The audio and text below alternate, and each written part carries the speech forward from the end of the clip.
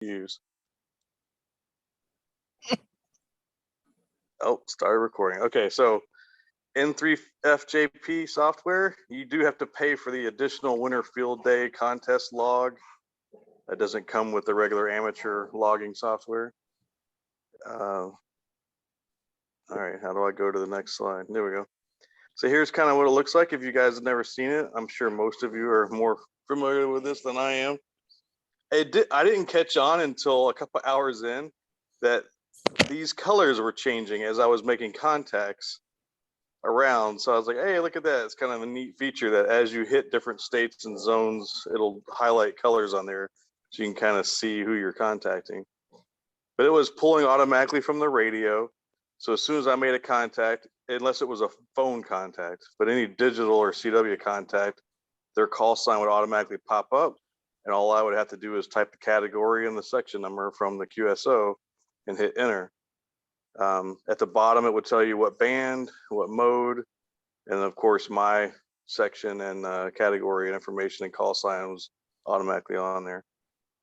I did notice a few times with my Kenwood, it didn't always get the band I was on. So I don't know why that wasn't pulling every time. And I noticed that after I submitted logs, I had to go back. Thankfully, what I did was I paper logged every contact I made. So I was able to go back through the log. I could just double click on one of them and change anything that might have been wrong if I didn't catch it down here. Usually it was because the band didn't pull from the radio. And then to submit your log, you have to create your Cabrillo file. That was the rules for Winterfield Day. So you would just go to File, come down to Write Cabrillo File. This window here would pop up and you could fill in the rest of the information. Most of it was already there, but then I filled in particulars about my station and whether I was a rookie and then low power and things like that. I'm not quite sure when I don't become a rookie. Like how many years do you have to do this until you're not a rookie anymore? You gonna need a bigger tent. I did check for did not use commercial power because I had a 70 amp hour battery and a solar panel. I did check set up outdoors and set up away from home. So those help you get those bonus points. And then I just hit done. It kicks up your summary log automatically.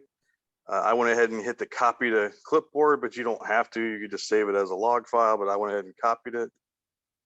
And then you go to the winterfieldday.com website and you click on the Winterfield Day Log Submission link right on the home page. That brings you to this log page. You just click on Log Submission.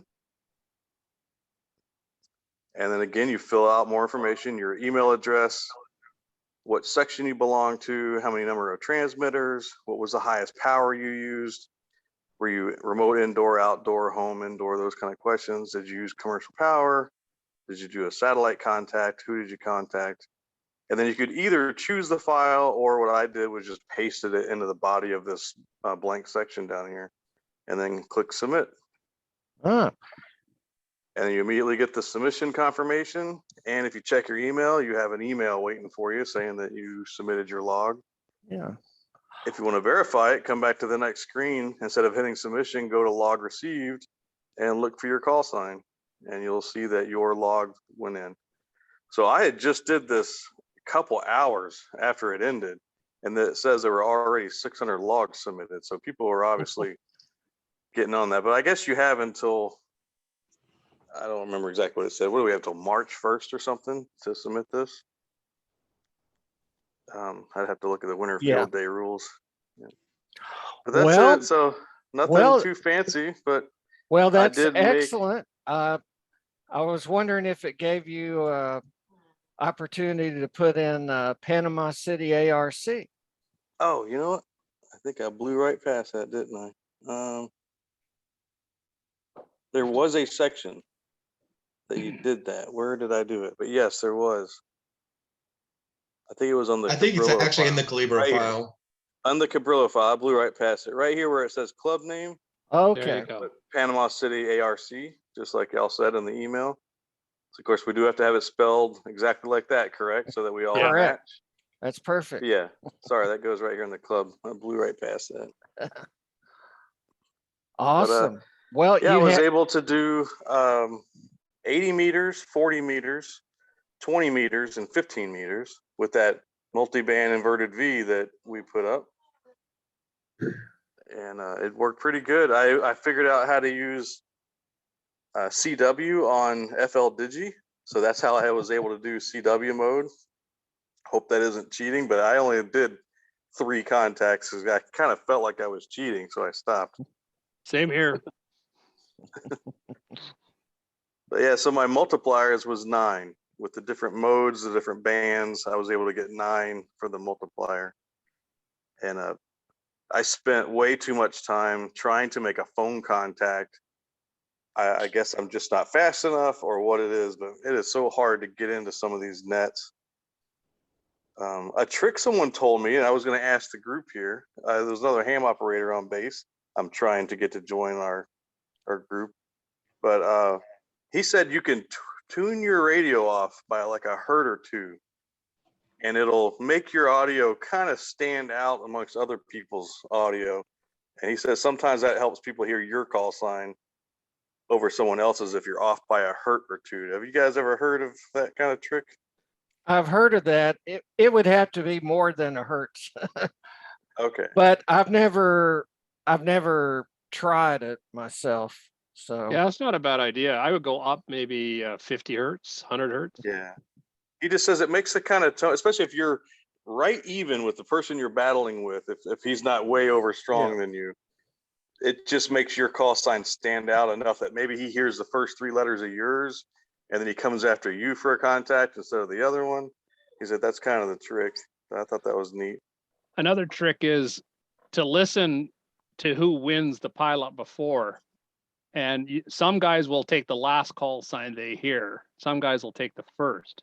So if you listen to all the calls coming in, you see which way this guy leans. And if he's the last guy, then you wait till they're all, give it a good three seconds or so, and then throw your call sign in, and or vice versa if he's one of the first guys. Sometimes even start transmitting him before he says come on back or whatever he says, and try to get in there right away. But and some guys will just look for the last 2 letters, and they'll say okay, ending in ZA or something like that. And there's all kinds of little tricks, but I found on phone that a lot of guys were struggling to get someone to answer them. Oh, really? Yeah, I heard it just pile up after pile up. Yeah. But, well, again, different end of the continent, right? That might Yeah. have been the difference there. I was going to ask you, so in my Canada section that I made, which I tried so hard to get you on PSK 31, I saw you and you just, Oh, really? I guess you didn't hear me when I tried to call you. But I watched your conversation with other people, and I even tried to call you directly, but I just, you probably weren't receiving me. Shoot. But what is the ONS section of Canada that I got? That's Ontario South. Okay. So that's And about what that's section about are you in? Ontario North. So that's about 1,000 miles from me. Oh, wow. Yeah, Okay. it's the big Quite province. a difference. Okay, But, but I did see you. And GTA is almost with Ontario South. That's a cluster of around Toronto and stuff where they're heavily populated. So GTA and Ontario South are almost in the same area, and Ontario North is like the western 2/3 of the province where nobody lives other than me and myself. Nice. well, Scott, you had a very successful Winterfield Day outing. Yeah, way to go. Thank you. I had fun. It was great. I learned a lot. But like I said, I wasted hours on phone. I probably could have gotten double the number of digital contacts if I'd have focused on that. Does anyone have questions about this N3 FJP software and submitting scores? I did. You said it'll pick up the call sign automatically from digital. How does it do that? Okay, so well, it was in the settings, but I don't know if I can do that. Let me stop sharing, see if I can pull up the software real quick. Hold on. So does it interface with your FLDIGI? What we're using for digital? I was using FLDIGI. So and it's linked back up. And it's linked to the FLDIGI. Yep. There was a setting that I Got believe Bob showed me. I had to go over to his tent to learn. Got it. Let's see here. Can I share my screen again? Yeah, you had to turn on the API on FLDIGI, I think is the Yeah. setting. And then they do it, then they can do it. API and 3 JFP. And then And then there's they a- can do a direct data exchange. right, DVD or right. whatever. You got to make sure you're listening on 127.0.0.1 and the port was 1100. Yeah. If you can see my screen now, I'm sharing the software. Yeah. All right. You just go to settings and come down to application program interface and enable it right there. And Just that like was that. it starts listening for in 3J for FLDIGI. And obviously only CW and digital. That's the only modes that would pop up a call sign. Other than that, of course, I had to type it for Yeah. phone contacts. But Yeah. yeah, it was doing it, and it was pulling my band. But I think my Kenwood just was giving me issues because sometimes that band wouldn't pull. I think that was what's the other program that FLDIGI uses to control the radio, like FLRig or something? They've got about three. Yeah, FL rig. Yeah, I FL think my rig. FL rig wasn't working all the time. It was like There- hit or miss. There's also ham lib. And then there's also FLARQ. There's about 3 or 4 ways to do it. And you might want to play at home and see which one works Okay. best. FLDIGI's got more than one way to skin a cat there. Nice. Coca that's- Canadian. Hey, All right, I'm gonna stop sharing this. There you go. Back to you guys. did anyone use N1MM software at all this weekend? Now, I've got I don't know if y'all are interested, but I've got a screen capture. Just give me a second here. Oh, yeah. Well, did you have to download some extra files, Chris, to customize N1MM? It's much the same as N3 Well, FJP, but it's not as sweet. It's way more cryptic and harder. That's all I can say. Yeah. It's a bear.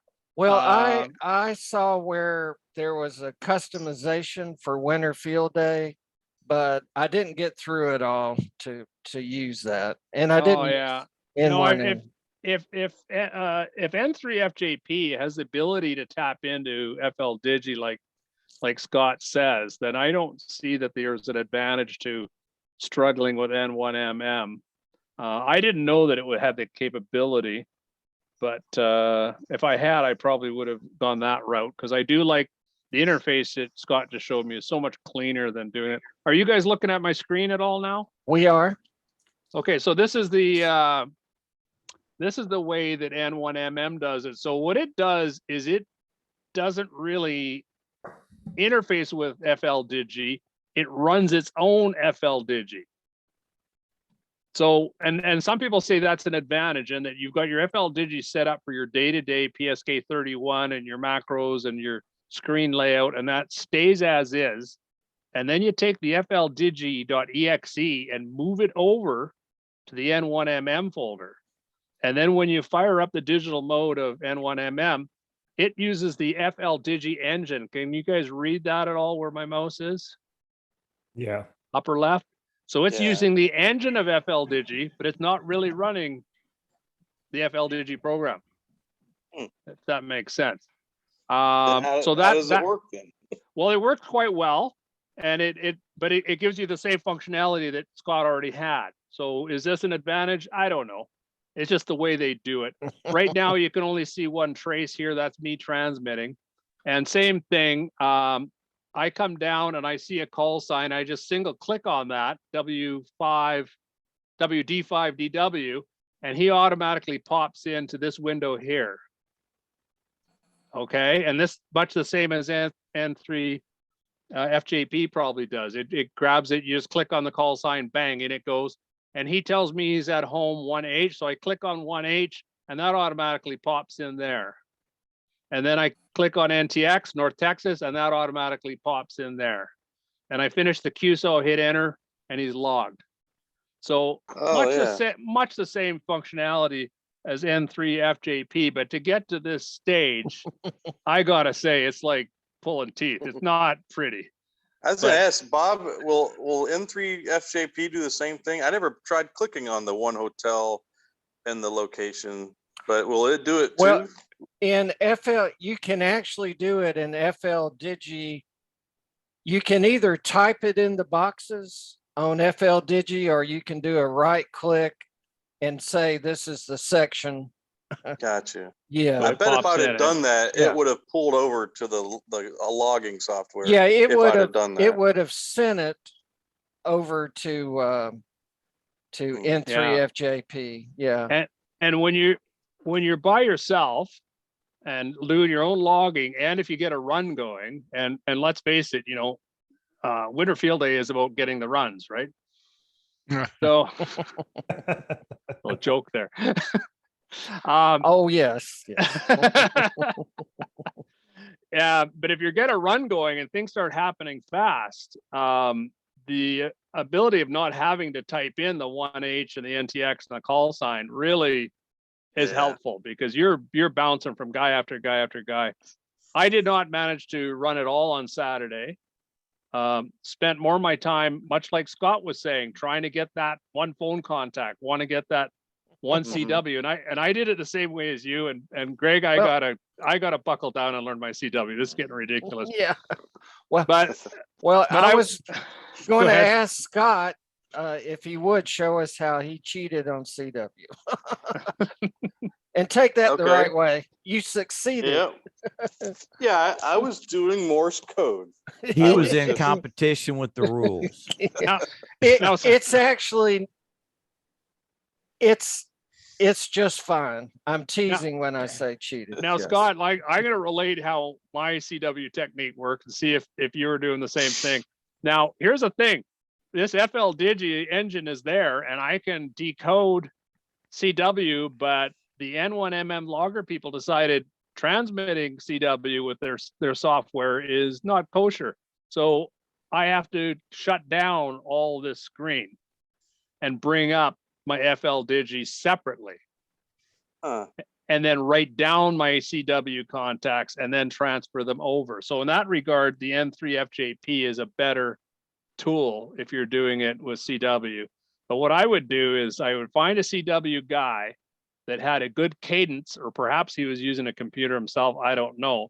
But I would look for a guy that I was getting good, clean copy on. Not all of them were that way. Some of them, I guess, just because of the different dexterity of the transmitter guy, were kind of all over the map. But I would find a guy that I was getting good repetitive call sign, and then I would wait for him to work somebody, and I would make a note of what he is, 1H North Texas or whatever, Right. and I would get it all written down ahead of time that I knew exactly what he was about, and then I would call him with my FLDIGI.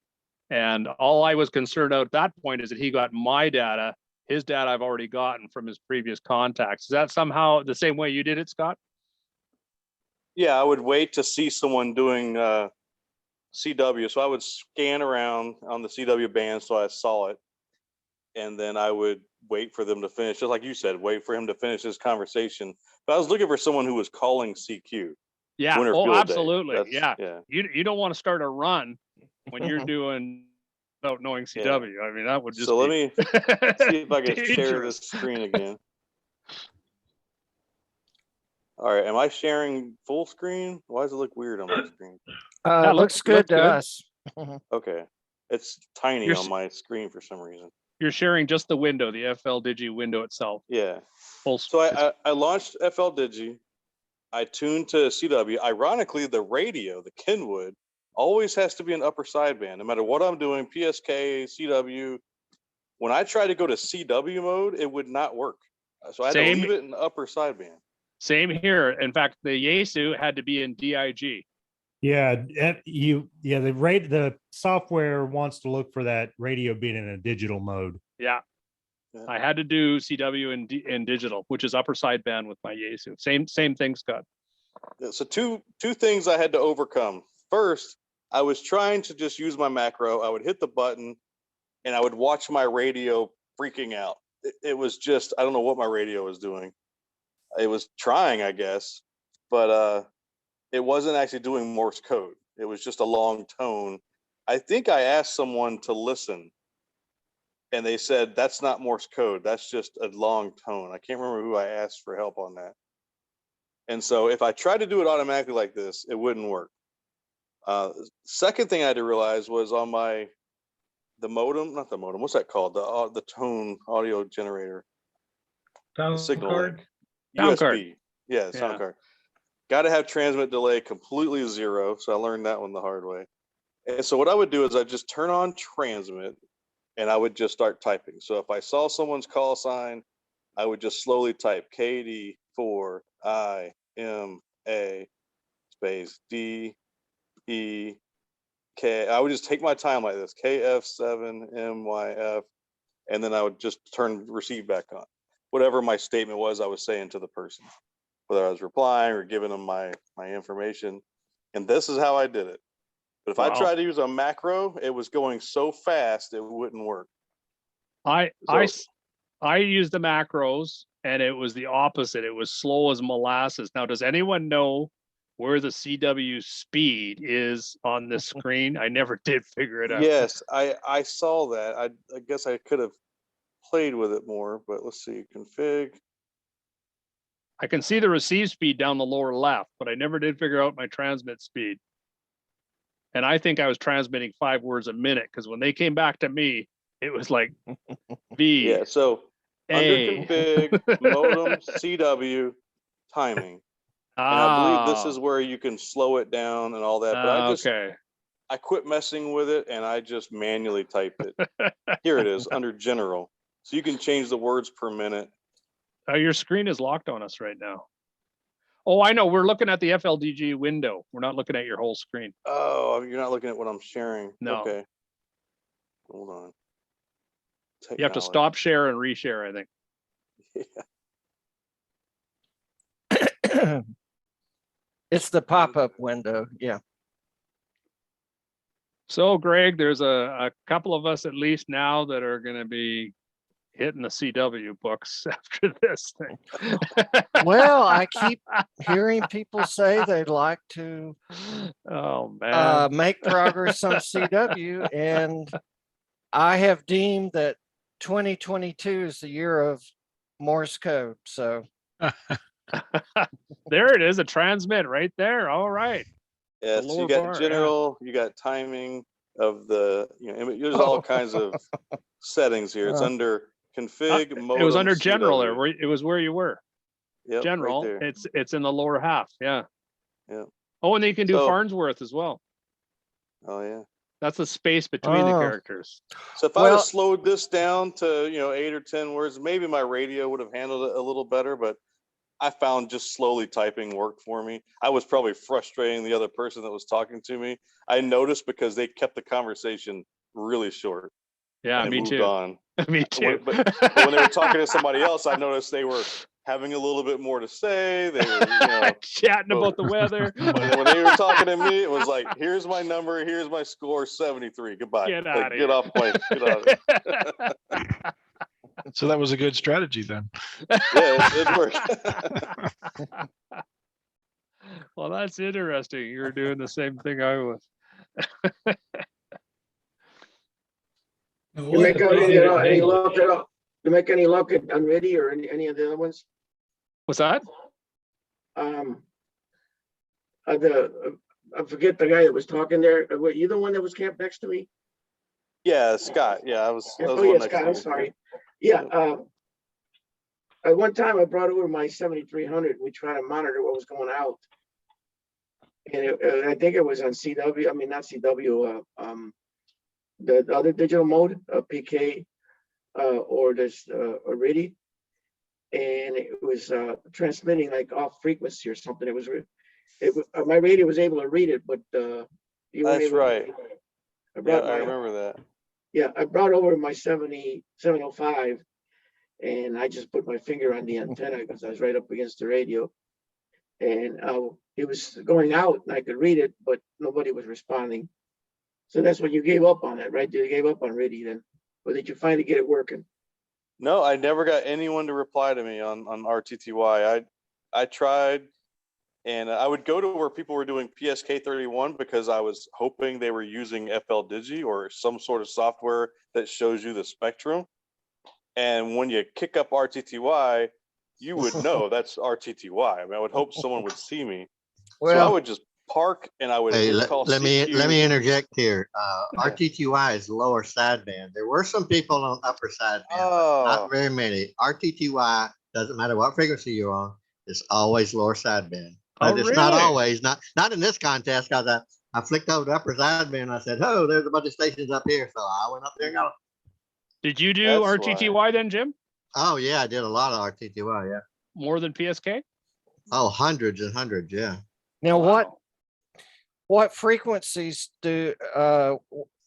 would it just be high in the CW band? I don't think you would do it on the where the PSK folks are. No, they're up about 10. They're up about 10 from that. Up like on 20 meters, be on like 14,080 up to 14,100. I even saw some up as high as 14,110. so, So- but So going it's on my- above where PSK is going on. Yeah. PSK is 14,070. Right. But Um, as other users, like if you're watching PSK 31 and you see me keying up RTTY, it's very obvious. It's two carriers. Wouldn't yeah. you know that's someone doing RTTY if you visually looked at that? You would know it wasn't PSK, yeah. Right. So Yeah, I kept but- doing it. Because over and there were over many and modes over, on there that I yeah. But I think if you do RTTY at 14.070, that it's just going to kind of foul up the PSK folks. So You're in the wrong place. Yeah. Yeah. Okay, so I was the jerk then. They're all like, "Who is this guy? And why does he keep doing RTTY?" Because no one would reply to me. Yeah, I saw somebody in there with a real wide signal. That might have been. I you. saw some guys doing Q65, I think, so, or FT8 or something. So, So, all over the place. you would go up higher above these PSK folks. You know, I should have gone up to RTTY. I never thought about that, Jim. When I started drying up with PSK, I should have headed on up to RTTY. That was They didn't stupid. have as many. I only made 80 contacts, and they were about half PSK and half RTTY. I did make a few sideband. What Well, that's band cool, were they pretty good. usually on for RTTY? I got them I got them 80, 40, and 20. Oh wow, man! I would sweep and look, and I never saw the two carriers because I was hunting for anyone doing RTTY. But like you said, I guess because I was on upper sideband, that's why I didn't see anybody. There was a few on upper sideband. They didn't know. Hmm. I mean, it'll work, but it's just.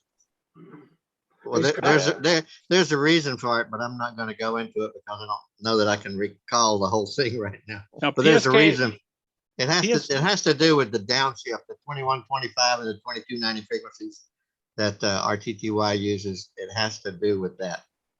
No, It works, PSK. it works better PSK, on lower than it does on upper. PSK will one not question. work if you're on the wrong band, isn't it? Or if you're on the wrong mode. It won't Uh, work up. PSK is PSK doesn't always care. upper. It's No. well, Doesn't matter. PSK doesn't matter. well. I Oh, thought well, it was QPSK will work. but FT8 PSK is will always not. upper. I'm not PSK sure. is not RTTY is frequency shift. PSK is phase shift. It doesn't matter Yeah. whether you're on upper or lower. So you can be on the wrong one, it'll still work.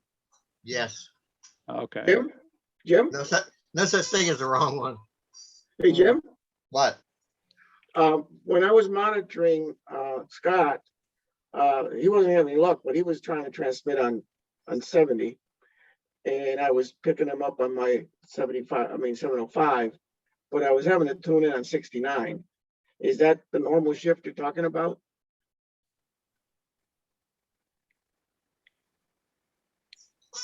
No, that's not enough to say that anything was wrong. Well- If he's on 07, and you're on 069, because you can pick him up around 069 plus and minus a few, right? Well, in order for me to actually get the signal displayed on my 705, Okay. I had it tune off and then it would come in, but if I kept it right on frequency, it wasn't picking it up. Right. Yeah, I saw that. Were you upper or Maybe lower, because Frank? I was upper sideband. What were you set to, Frank? Yeah, that's what I was asking. I don't remember. If you were lower, then yeah, that would be the reason why. Well, I always go to whatever calls for that band. So what band were we on? Are you talking, Just what's got- called for that band is in regards to phone. If you're talking Right. digital, then that rule doesn't apply anymore. Well, what I mean is, my radio goes to whatever applies phone-wise on that band. Okay, then that would be wrong for PSK. Oh, that's probably why I had a shift then. Yeah, I didn't realize Well, that there was a it would be shift. right if it'd be correct from 20 meters on up, but from 7 or from Or 40 meters meters. down, it would be incorrect. You'd have to go to an upper side band for digital, for PSK anyhow. But not for RTTY, it turns out. So there you go. Mhm. Well, RTTY is what we were trying to receive. We finally got it to work, but I had Yeah. to shift. Well, Well, we got a lot of experience. I'd We're blame it learning Well, all- it's a learning all the learning time. process. So I'd blame it all on the cold. Yeah, that kind of froze up the brain. a little Well, bit, too. cold and dark will make things happen. Put Yeah, you in the twilight zone. yeah. Anyway, y'all enjoy the rest of your evening. I gotta go check out and take care of some stuff inside the house. All Yeah, right, that's- okay, Ashley. It's good That's seeing good. everybody up there at the campground, the ones that made it. It's nice conversing, the ones I got around to go see. So It was All nice. right. Nice See you, meeting in Ashley. person, y'all be Ashley. good. Good night. Night. Continue that. recording. Okay. Okay, so this is where I am. This is a summertime view when the water is blue instead of white. So my cottage where I'm at right now, where that thumbtack that says island, and where I operated was just a quarter-mile away. This ice road comes right through this spot here and heads down what this is called Echo Bay. And I picked this spot right here because the ice road goes into my brother's cabin here. There's a nice driveway kind of off the main ice road and a nice tall snowbank that that served me well. So there's the snowbank on the right of the car.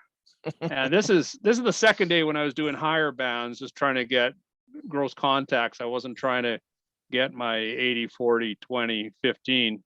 I'd done that on the Saturday. So on the Sunday, I just went with the ham stick on the car, as you see here. And that worked out rather well. But this snowbank, I made sort of steps up to the top of it. And it's a good, 3-4 feet up off the ice. And I jammed my vertical into the snow and didn't have to worry about guy wires or anything like that. It was pretty slick. And looking in the direction the picture is taken is probably towards Texas, I guess. You guys would be off the back of my body there, behind me would be Florida. But southeast, south, and southwest, I've got a big expanse of fresh water here, which is big. And I think I've showed you this before, but this is a newer picture. A little chunk of shelving with a little bracket underneath holds the laptop. And then the radio just sits on a Rubbermaid bin. A little manual tuner in the background helped me when I was doing the lower bands, because instead of running out and tuning the antenna with alligator clips and stuff, I could just fudge it in with the antenna tuner. That worked pretty well. And there we are with the logging software, which I've already showed you, and the little FT857. This is my little homebrew sound card. The sound card is actually a little $10 Chinese thing. And I felt you still need a pot for your transmit output, because as you go up and down to different bands, or even a different part of the frequency, your power output can change kind of abruptly. And this Noticed little that. pot here lets me adjust my output transmission power very quickly. So I can tune the radio here and just with my hand, without even moving it, I can do the output power there. It worked pretty slick. This is a slightly different position. This is more towards the dock where I parked the car. And this was the satellite thing. And it's a good thing, because when I was setting up for satellite, I had to run up to the cottage about 7 times to get this little part or that little cable and stuff I forgot. So you guys going out to Pine Log Forest, I mean, if you forget something, you're out of luck. Fortunately, I could just run up to the cottage and get it. So there's the classic arrow with UHF, VHF. The receive antenna is here, or receiver radio, I should say, is right there. It's a little Oh, nice. $20 dongle radio. This is a little stub that is effectively a band stop filter, and it stops the UHF dead from coming down the cable and going into the VHF radio. So this is the VHF side here. The UHF transmitter is inside the car. And again, it's the little FT857. Did it even make the picture? Yeah, there it is. Right down there. So it's so I don't really have to play with it because the software is running it. So I kind of moved things around for the satellite contact. I spun the laptop around and put it on top of the bin. And there's the laptop running the SAT PC32 software. And also in here, it's hard to see, but it's another software that talks to that little wee radio, the dongle radio. It needs special software because it's a software defined radio in the truest form, in that it's got the radio, but not the software. The software sits on the laptop, whereas Greg's radio is software defined with both the processor and the radio is in one box. This one, it's separate. You know, for 20 bucks, don't expect much. There's no knobs on the thing. And this shot I showed you last week was setting up the week before. And this is for the low band. So this is the antenna stuck in a snowbank with a 17-foot whip. And on lower bands, I would go up to about a 23-foot whip or 22-foot whip. I put a 4-foot coil extension, a hamstick on the bottom of this thing, and it would go way up. And then these wire counterpoise would now head down the snowbank up to 20 meters for doing the 80-meter band, right? Quarter wave on 80 is 20. So 66 feet behind me is this wire, and I'm sitting here, and the low bands is well after sunset. So the wind came up, the snow started to fly, and I'm sitting there running down this snowbank in the dark with a headlamp on, stretching this wire out for my counterpoise, but it worked. I had plans of doing 160 by putting an 80-meter hamstick and then put a 17-foot whip on, and it would tune 160.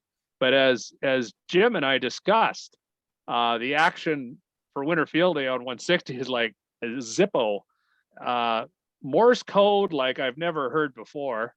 You mentioned it, Greg, and you were right. It sounded like a swarm of bees if you were on upper sideband. It was just amazing, and all up and down the band until you get to the top, whatever it is, 100 kilohertz. And then that was reserved for the phone guys, and they're talking about, you know, what their dog did today and stuff like that. And that was 160 for the whole weekend. So I had my radio running on FLDIGI PSK 31, and I saw one CQ Winterfield Day, one line, and that was it. And I waited for a while for it to come back. I thought, you know, if this guy stays here, I'm going to run out and swap this antenna around in the dark and try to get that 160 contact. But he faded away. He probably had no response and thought, to hell with this. I'm heading back up to 80 meters. So I did the same thing. So I never tried 160, but I think I could have done it if I had to, maybe next year. And what else have we got? I think that's about her. Yeah, getting back to this software, it's nice. I would say very powerful. This is the one thing I didn't point out is the browser mode. Now, I don't know if FLDIGI, yeah, it's got a browser mode on FLDIGI. Yeah, So that exact shows same, up. Yeah. Same deal. So you're not really sacrificing anything by going with N3 FJP other than your $8 or whatever. I think that's probably the way to go. And that's my story. I'm sticking to it. Well, If you made us look like we were in the summertime. Yeah, no, I don't. Can't Well, complain anymore. If you buy the N3 package, all of the software is included. It's yeah, and then you get, $49.95. You get about 25 or 30 programs. yeah, if you're really into it, there you go. And then if he ever adds another one, you get it for free. He doesn't charge you. Yeah. No, it's good stuff. I love the way it's laid out there. It's beautiful. Well, It's great. yeah, I had a question. What computer operating system are you using? Which version? Windows 10. Okay. Last year, Windows 7, I didn't notice a huge difference between the two. I Yeah, just I'm happened to using get a new 7. laptop. I just I'm happened to get a using, new I'm, laptop. Yeah. I'm using Windows 7 over here. Yeah. Same with me. Windows Yeah, I 7. would be 7 had I not bought a new laptop with a solid state drive this summer. And the solid state drive, when it gets down to 30 below, is a definite advantage. There's no moving parts. So the non-solid state drive, when I'm like, it's cold out there, I've got full on toque and everything, boots on and stuff. Like I run the car, but I only run it about every 45 minutes just to charge the batteries back up. But it's bloody cold. Sorry, Greg, go ahead. That's all right. Well, I'll just share a little about my setup in case you didn't come into the little shelter I was in. I have lots of radios, but I came down to using the ICOM 7300 in part because Mark has one, and I just wanted him to see it hooked up to the computer and in action. But I did do QRP, so I turned down the power, and that big box on top of the rig is a power meter, power/SWR, and it has a 0 to 20 watt scale. So I just wanted to make sure I was at 10 watts for phone and digital and 5 watts for CW. There's been a lot of talk on forums about the 7300 in a RF rich environment. And it is somewhat of an issue. There's what they call an overflow on the A to D converter, and I was getting the overflow light. And this is because perhaps somebody was on the same band I was, I think. And but nevertheless, we still could use the radio, but there was indications there was pretty strong interference. The 7300 is a direct sampling radio, so it samples the RF with the A to D converter. And perhaps if I'd used an ICOM 7100, there would have been less interference, but it worked fine. Over on the left are some transmitting, really the one band filters for transmit receive. And I use those at time. It's hard to tell if it helped me or not, but at times I did use them. And I used a laptop with a N3 FJP software. And in the back is a battery box that had a Bio-NO battery in it. So, and in the back, that's. Greg, did you try a satellite or not? I did, and we'll have to have a separate conversation. How I didn't tell you, but I had success in the house with the linears twice. And when I set up in the cold and the dark, I didn't get anything. So it only takes one little thing to be. I failed twice. It was my third try that finally got through, and I was almost ready to abort, and then third crack at it, I got it. But it's it's tough doing satellite out in the field, Yep. I had 60 contacts, and most of them on CW. For some reason,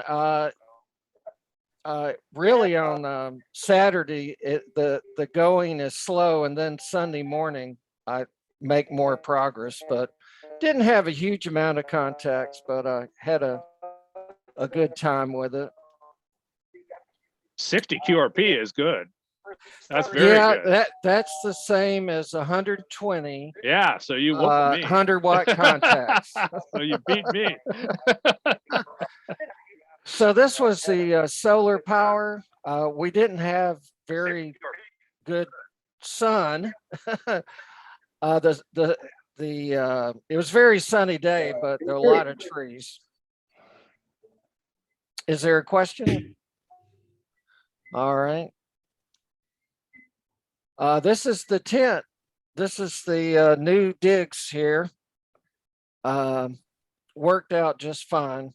A little It's- smaller than the old one, eh?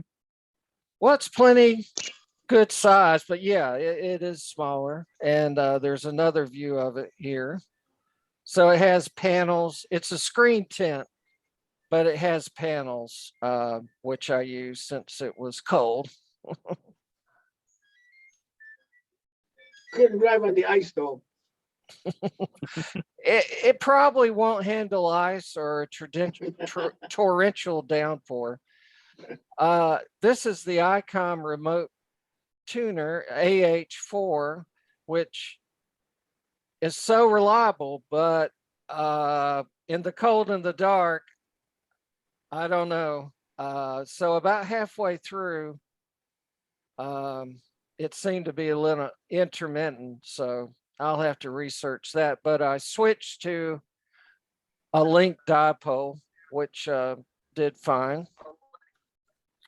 And that was our camping trailer. So we had it made. And this is a view of the pond. And as Ken said, Site 14 is wonderful. But really, the whole campground pretty much had some bonus space for antennas. So I'd highly recommend this campground if you want to do parks on the air and combine camping with radio. Next year for Winterfield Day, do you think? It could be. I'm in.